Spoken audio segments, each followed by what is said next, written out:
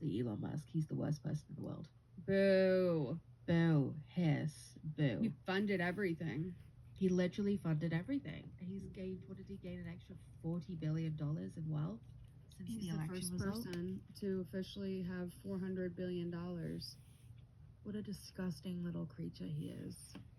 And by the way, he really could, like, look how easy that was for him to change the world. Literally. Mm-hmm. Did you see that he's trying to donate money to Nigel Farage in this country to get Nigel Farage, the head of Reform UK, which is the Farage is a friend of Trump's, the right-wing party that were in some ways responsible for the Brexit of it all. I didn't see that, but I'm not surprised. He wants to give him £100 million. Let's see how that goes, because donations work a little bit differently in this country. Oh, they do? Yeah. Tell me. It is the levels of disclosure and like transparency. I mean, I know that's the case everywhere, but if you see how much is donated from private parties, like individuals to individuals, it's like a slither. Really, truly, it's like a very, very, very small amount. I've got a funny feeling that something will happen in Parliament before the next election that will make it even harder for interested parties to donate huge amounts of money. Like, we don't have lobbying in this country or anything like that, so You got to protect it.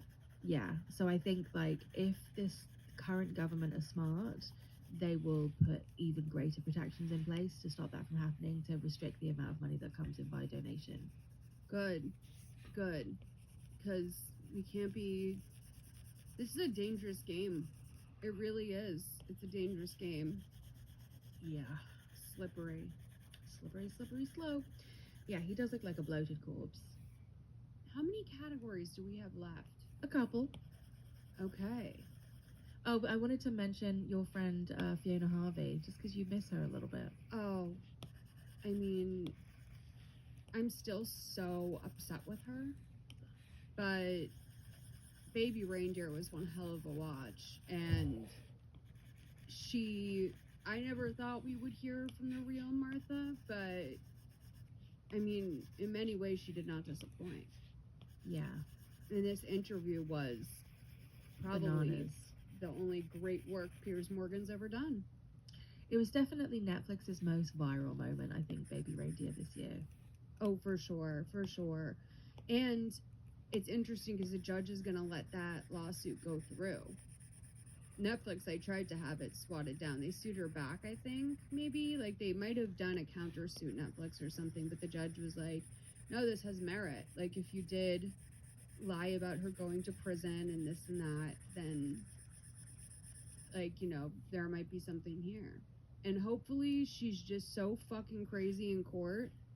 The great thing about this is that there will be discovery that's public. Yeah. So we'll get to enjoy that. But yeah, it's crazy to think that this whole thing might be fucked up by one single line in the introduction of the show. That is the thing that might have been what got them in the most trouble. Fuck. Well, speaking of that, let's move swiftly on to courtroom dramas. People having a time in a courtroom. I didn't want to say like best case or whatever, and I did look at some of the true crimes that happened truly this year, and then I was like, I think this will bring the mood of the trendies down somewhat. Like, I know it'll be a little bit too throwaway, and I don't know if that's a good thing. So instead, we've just gone for dramatic courtroom related news items for this category. I'm psyched. No, you're right, and I would have gotten morbid with it. And I appreciate you Same. scaling it back. And it's a bit, I don't know, it just feels a bit insensitive. But these are the three that I chose. Again, I was very disappointed to learn that Gwyneth Paltrow's skiing accident was not this year. I know. It feels like it had to have happened last winter. Literally. Yeah. Where did she was wearing all those like sweaters? Those like, it seemed she was cozy. And she was like, I wish you the best. And when could that have happened if not this year? We may never know. End end of last year, definitely. Mm-hmm. Definitely. The news articles that I'm looking at. Oh, it was in March of 2023. And I was gonna say, Jesus. there's no way Ocean Gate was this year. But the court thing was. Got it. Okay. Yeah. Because Yeah. Ocean Gate feels further away than that Yeah. court case. And the reason I put this in is because I remember very distinctly that Ocean Gate happened on a week where we were taking a break. Do you remember? Yes. I was sick to my stomach. I know. I know. I mean, disgusted. I was like, how dare you? That was a story I got on too late because normally I'm like, who cares about a submarine? Like, that's just not my wheelhouse of things that I like really care about is some submarine. I mean, like the boys in a cave years ago was one thing, but the submarine, I mean, it's shocking that one got me, and that the guy's stepson, I haven't checked in on him in a while, but he was wilding. Mm-hmm. But the thing that came out, I think it was some sort of almost like an inquest to determine what the fuck happened in a legal way, and I think the tea that came out of this particular inquest is that the CEO of Ocean Gate, who was controlling this tiny submarine using an old PlayStation controller, wasn't it, or an old Nintendo GameCube controller, threw it across the submarine at somebody's head. And and also that one employee who was like crying, who had spent her entire life like wanting to be a part of something like this. Her crying was a very big moment too, because I don't know, I think that in somewhere down the line I lost touch with the idea that someone who was involved in this could have bittersweet feelings. Yeah, that maybe there were people there who believed in had really good intentions and believed in the mission in some capacity and thought that what they were doing was really good and really important and not just like absolutely mad. Yeah, I kind of figured, oh, like it must be everyone just like sort of willing to take this guy's money. Because there was also that guy who said, like, who was the one who got the controller thrown at him, who was like, this is way too dangerous. And that they'd leave that thing out in a parking lot with just a simple tarp over it. That's no good. But yeah, Ocean Gate. So then, of course, Trump in court. For many crimes, actually. I know. Just continuously. I loved how bummed out he was when he was found guilty. I know. Well, it's like, was he bummed out or was he annoyed? I mean, he doesn't think he did anything wrong, I'm sure. No, he was furious, but he did look. I like seeing him in pain and uncomfortable.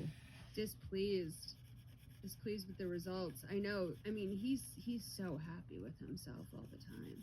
So this was great. And I didn't realize, I don't know why I'm talking about Justin Trudeau so much in this episode, but did you realize that like the reason why they met at Mar-a-Lago is because Trump can't go there as a felon?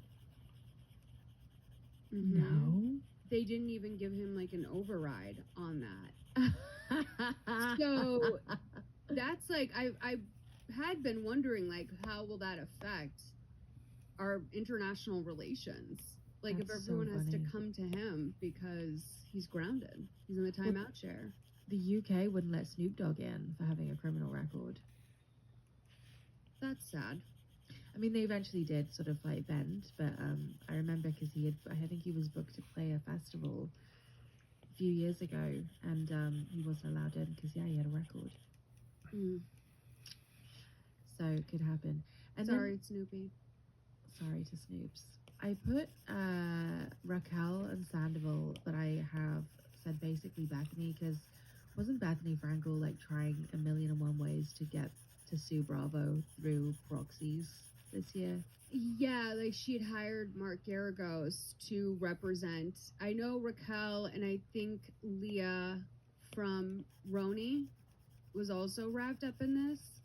And yeah, I mean, she was just willing to foot the bill under the guise of this being some like charity movement type thing. I do gotta respect someone who's like gonna pick up the check for lawyers. Like, good legal counsel is so unaffordable for so many people that on one hand I'm kind of like, oh, there's worse things that could happen than NBC Universal being sued. But did you see that Tom is going to be representing himself in court?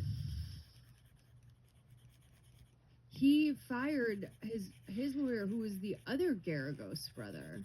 Ooh, I don't know if that's a good move, Tom.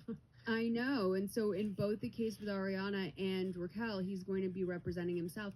And I have to ask about that. Like, do you think he was tapped out on money, or do you think the lawyers were like, we're not putting up with your shit anymore? / third option, Tom loves to have a go at something and let it become his whole personality. What if he wins? I'll be sick to my stomach if he does, but I don't think it's ever going to happen. But like, think about how much he commits to a hobby. Think about, he's the guy that goes hunting or fishing and buys all the gear, like he did for when they went away. Do you remember when he like got himself like a special fishing rod, a special hunting knife? No, it took me like too long, possibly, and I don't know. Maybe it's not a common realization to come to, but like the money that he would pour into just whims. Like, oh yeah, I need a pair of stilts. Yep. I feel like stilts are something that are deceptively expensive. Yes. It's gotta be like a pretty nice chunk of change for a pair of professional stilts. And by the way, always the professional. Like, he's always like, here's the professional grade thing. Yes, always the professional grade. So I think that Tom, first of all, doesn't have enough money, because obviously Tom's still up, but Schwartz and Sandy's is squandered, and his mum's life savings is gone, all 250k of it. That the show is not there anymore, so obviously that money's dried up or is drying up.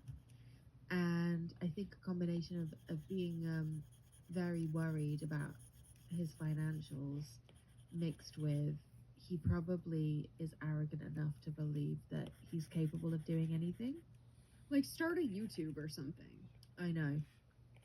Like, I feel like it would be so easy for him to passively earn income on a YouTube, because fans go crawling back to the guys in a way that they don't really with the girls on the show. Yeah. But yeah, I feel like he's going to be someone who sort of bounces around in reality TV for the rest of his life. Like, if there's some sort of version of Celeb Rehab back, like, I wouldn't be surprised if we saw him on that. Like, I think he could easily be on, if they go back to any sort of like challenge shows or whatever. I know he was on Traders briefly. SAS, where he was carried by Jojo Siwa. Yeah, I think that he will remarkably continue to work for quite some time. What did you think about, not what did you think about, but James being arrested? Long time coming, I think. I know. And I'm just so disappointed. I'm disappointed for, like, it wouldn't undo anything he's done in the past if he continued with that behavior. But, like, he had an opportunity to not continue with that behavior anymore. Mm-hmm. And he slipped back into drinking. And that is, I think, when he gets violent, which should tell him everything. That man, and Lisa Vanderpump fucking called it very early. She was like, you have to stop drinking, then you can never drink again. Yeah. Like, you are a fucking textbook alcoholic. You just can't drink. It's not something you can have in your life. He needs to do a lot of fucking work on himself. He really does. And I think that maybe now that Vanderpump Rules is over, it'll give him a shot to do that. But, like, his DJ career really started to take off. Like, he played Coachella this year. Mm-hmm. And those opportunities, it's not going to dry up because the show isn't on. It's going to dry up because of his own behavior. And I've said for a while that, like, he and Stassi are the two cast members who like really made something for themselves out of all the years of the show. Yeah. I mean, Ariana, like, you know, finally got like a level of attention she got, and she did a good job in the jobs that she got that like sort of built her more of an organic fan base. But yeah, James was like, you know, and Stassi were the only ones that were kind of like proactive about doing something with their lives. Everyone else came along with the podcasts and stuff after and never really knew how Yeah. to break out. But with Stassi, she was so good, so natural at podcasting and also writing her books, that which she only got because she was podcasting. She has a very distinct voice. I always thought, when I was watching something the other day, and it was the kind of screen test interviews for Vanderpump Rules before it aired, and Stasi leaps like straight through the camera, fully formed, like as an individual with a very distinct tone of voice, a very distinct like brand, for want of a better word. Like she is so deliciously formed for television that it's like actually shocking. I know, she was made for TV. Made And for like TV. that's the thing that makes the, you know, cancellation like way worse. Like I think everyone is like, oh, if Stassi just like hadn't done that, Yeah. like Yeah. we'd love to see her back on TV. Yeah, absolutely. It's one of the greatest tragedies of my life that, you know, she wasn't around for Scandal, because she would have fucking bodied it. I know. It really would have been a shit show. Because Would've she's been also such a always shit. really liked Ariana and like Yeah. wanted to be accepted by her Yeah. and hates Tom. Yes. Yeah. They're birthday twins, aren't they?